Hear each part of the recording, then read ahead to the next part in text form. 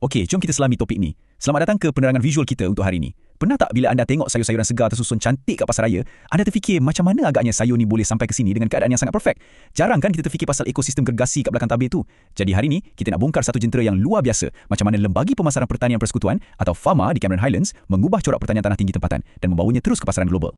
Cuba anda bayangkan angka ni, 1,400 meter. Ini bukan sekadar altitude aras laut tempat pusat operasi FAMA Cameron Highlands ni beroperasi tau. Sebenarnya, angka ni mewakili satu cabaran logistik yang sangat-sangat besar. Cuba fikir, macam mana nak bawa turun hasil segar yang cepat rosak ni dari pergunungan yang tinggi, jalan yang berliku-liku, tapi pada masa yang sama, nak pastikan kualitinya kekal segar macam baru lepas petik. Memang betul, cuaca sejuk kat atas tu sangat ideal untuk tanaman, tapi untuk bawa hasil tu turun ke bandar tanpa kerugian, itu perlukan kepakaran pengurusan rantaian bekalan yang sangat luar biasa. Okey, kita masuk bahagian pertama, latar belakang FAMA Cameron Highlands dan apa sebenarnya yang berlaku dalam pertanian altitude tinggi ni. Asalnya, tempat ni cuma pusat operasi biasa je untuk kumpul buah dengan sayur. Tapi, seiring dengan peredaran masa, agensi di bawah Kementerian Pertanian ni dah berkembang jauh. Sekarang ni, ia dah jadi macam satu makmal hidup. FAMA kat sini kerap sangat terima lawatan rasmi, contohnya dari Institut Pendidikan Guru dan pelbagai universiti awam. Kiranya, di sinilah tempat teori bertembung dengan realiti dunia sebenar. Dan yang paling penting, tempat ni jadi pusat rujukan yang sangat best untuk bagi inspirasi dan nasihat kat petani-petani muda. Ia buktikan kat generasi baru yang pertanian ni sebenarnya satu kerja yang moden yang sangat berdaya maju dan boleh buat duit. Seterusnya, kita tengok pula bahagian rangkaian pemasaran dan latihan mereka. Jom kita fahamkan apa itu strategi lepas tuai. Anda tahu tak, petik hasil ladang tu baru fasa pertama. Nak pastikan hasil tu tak rosak dan berjaya dijual? Itu cabaran yang berbeza. Sebab tu, FAMA bina ekosistem jualan yang pelbagai. Ada pasar tani, jualan agung madani, sehinggalah ke medan food truck. Tapi, kalau anda tanya saya, komponen yang paling kritikal kat sini sebenarnya ialah pusat pengumpulan data mereka. Kenapa? Sebab dengan data-data inilah, mereka boleh ramal cabaran logistik, pantau trend permintaan pengguna, dan yang paling penting, elak pembaziran makanan jauh sebelum sayur tu dibawa turun dari gunung lagi.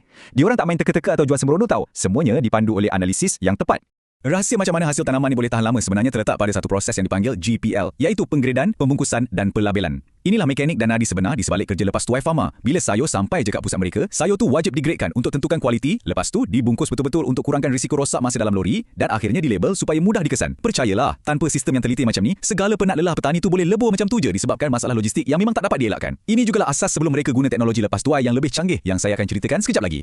Yang ni memang mind-blowing sikit. Siapa sangka sebuah agensi pertanian kerajaan juga buat kerja-kerja macam pusat latihan pemasaran digital. FAMA sebenarnya ada buat kursus bulanan tau. Bukannya setakat ajar cara kendali sayur lepas tuai, tapi mereka ajar sampai tahap macam mana nak buat iklan Facebook.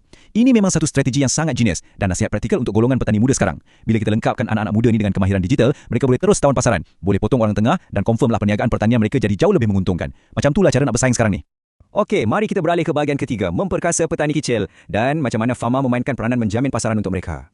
Cuba anda letakkan diri anda di tempat seorang petani kecil. Anda dah habiskan berbulan-bulan masa, tenaga, melabur wang ringgit siang malam kat kebun. Tahu tak apa risiko paling menakutkan? Sebenarnya bukan cuaca tau, tapi pasaran. Mesti anda terfikir, bolehkah aku jual semua sayur ni nanti? Kat sinilah FAMA masuk campur dan bertindak sebagai jaring keselamatan yang sangat-sangat diperlukan. FAMA bagi jaminan yang mereka akan pasarkan produk tersebut. Jadi, ia menyerap risiko kewangan petani tu. Bila dah ada jaminan macam ni, barulah petani ada ketenangan fikiran nak fokus hasilkan tanaman yang berkualiti tanpa perlu pening kepala fikir ke mana hasil sayur diorang nak pergi.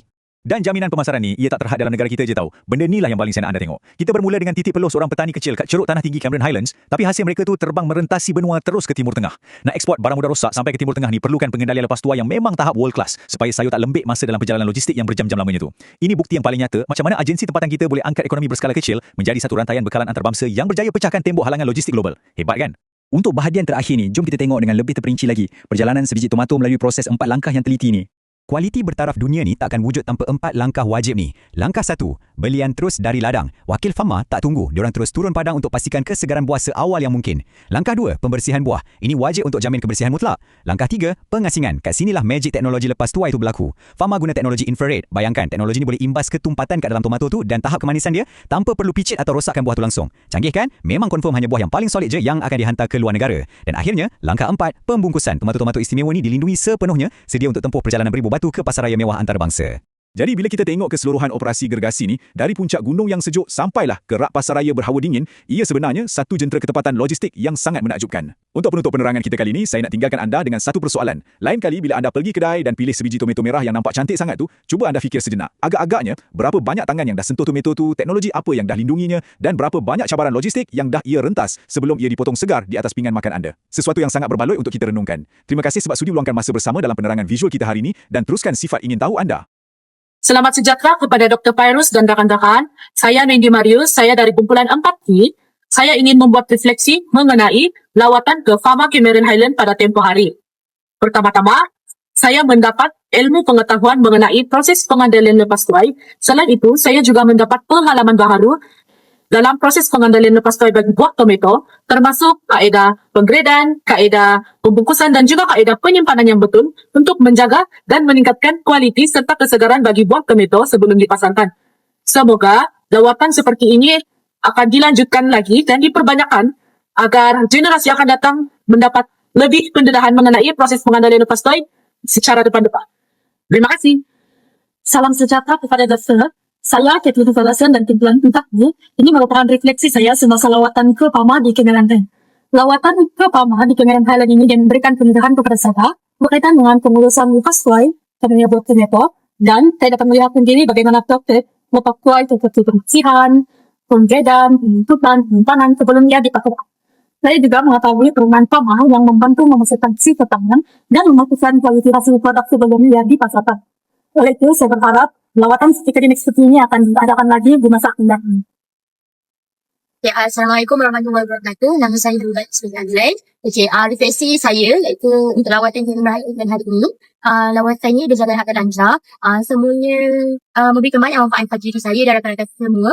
Pertama sekali kami pergi ke Farma. Farma ni kami belajar perkara yang berkaitan dengan kos yang kami ambil. Iaitu subjek bagi minor. Okey, kat sini kami belajar khususnya buah tomato, cara pengurusan lepas tuai, iaitu mula daripada pengasingan, pembersihan sehinggalah pengasingan mengikut jenis dan skala buah. Okey, lepas tu dah diasingkan pada pembungkusan. Maka sini sangat seronok dan patut dicuba untuk orang lain. Terima kasih. Assalamualaikum warahmatullahi wabarakatuh dan selamat sejahtera. Nama saya Najwa Fatimah binti Ibrahim. Jadi daripada lawatan ke Cameron Highland bersama rakan-rakan sekelas, apa yang saya dapat ialah kami telah pergi ke Farma. Jadi dekat Farma tu kami belajar tentang penggredan tomato dan macam mana prosesnya dekat kilang tomato tersebut. Jadi kami belajar juga mengenai saiz-saiz yang terdapat dan bagaimana dekat Cameron Highland ni tomato itu dibungkus dan dihantar ke tempat-tempat yang ingin dipasarkan ni. Sekian, terima kasih. Assalamualaikum dan salam sejahtera. Nama saya Duniana Binti Juhitin. Untuk bahagian refleksi, apa yang saya dapati daripada lawatan ke Farma, saya dapat pelajari dan mengetahui pihak Farma ni menghadapi tiga cabaran utama yang mereka ada bagi tahu, iaitu dari segi bentuk ini, penggredan dan juga jalan yang bersimpang yang agak berbahaya lah untuk nak melakukan pengangkutan sayur-sayuran dan buah-buahan. Kalau dari segi penggredan pula, dulu mereka menghadapi masalah untuk mengutip satu-satu buah tomato tu, untuk menggradekan buah tomato, tapi sekarang ni mereka dah ada inovasi yang boleh melakukan grade kepada buah tomato, iaitu infrared. Nampak infrared. Terima kasih.